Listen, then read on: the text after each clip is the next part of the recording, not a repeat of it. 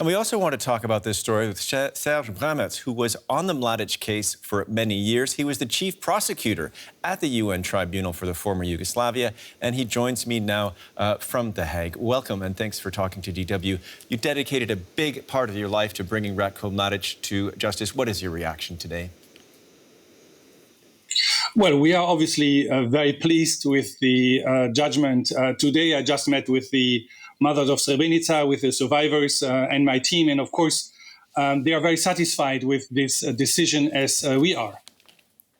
And do you consider the chapter to be closed now then? Well, it's definitely a very important chapter which is ending. You know, when I started here in The Hague at the Yugoslav Tribunal in 2008, everyone was very pessimistic about the chances to see Karadzic and Mladic arrested before the closure of the tribunal.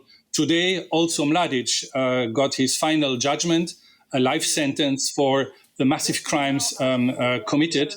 So it's one chapter which is ending, but one should be aware that there are more than 4,000 individuals, identified individuals in the former Yugoslavia, which still need to be investigated and prosecuted. So the international part, one could say, is almost closing, but there will be many cases still to be prosecuted over the years to come. And how do you perceive the problem of reception in the region, some parts of the region, vis-a-vis the work of the tribunal? For instance, the president of Bosnia and Herzegovina, Milorad Dodik, recently said Srebrenica was no genocide. What are we to make of that? Well, these are obviously very unacceptable comments. This is an insult to the survivors and victims, and it doesn't really demonstrate a sense of political responsibility. I really hope that with this final decision in relation to Srebrenica, that everyone in the region will accept the truth about the genocide in Srebrenica. And personally, I'm really in favor of having legislation prohibiting the denial of genocide and the glorification of war criminals. Because this is today one of the big challenges we see in the region, that individuals who have been convicted for war crimes are still considered as heroes in parts of their communities. And this is really a very sad development and definitely not contributing positively to the process of reconciliation.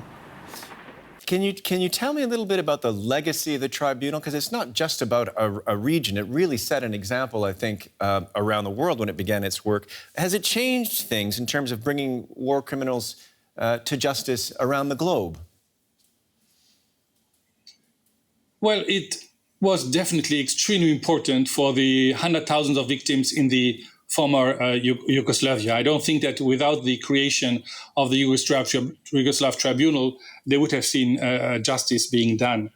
And it was in '93 the very first international tribunal put in place after the Nuremberg trials. So it was the first time that the Security Council took a decision of this nature. 161 individuals have been indicted, more than by any other international tribunal. So definitely an important legacy in relation to the crimes committed in the former Yugoslavia, but also a very important jurisprudence in relation to command responsibility, in relation to genocide, in relation to sexual enslavement. A lot of international jurisprudence, which is also taken into consideration by other international tribunals and national jurisdictions. And has it, however, changed the way that dictators and people who are perpetrating genocide go about their business? I mean, has there been a sort of a pushback? I'm thinking of the crackdowns on journalists. Is it at once easier but also more difficult to bring these people to justice? Well, one could argue that in the 90s, there was a more positive climate in relation to international criminal justice after the end of the Cold War. If we look at the world today with the wars in Syria, Yemen, Myanmar, and elsewhere, the unfortunate reality is that today impunity is the rule and accountability the exception. However, we see that in Germany, in Belgium, in France, a number of cases are taking place. So what we see today is that for many atrocity crimes, for many international crimes, it is the domestic justice who is playing a leading role today. Of course. Thank you so much for that insight. Serge Brammertz, chief prosecutor at the UN Tribunal for the former Yugoslavia when it was looking at the case of Ratko Mladic, who has had his sentence and verdict upheld. Thanks so much. Thank you.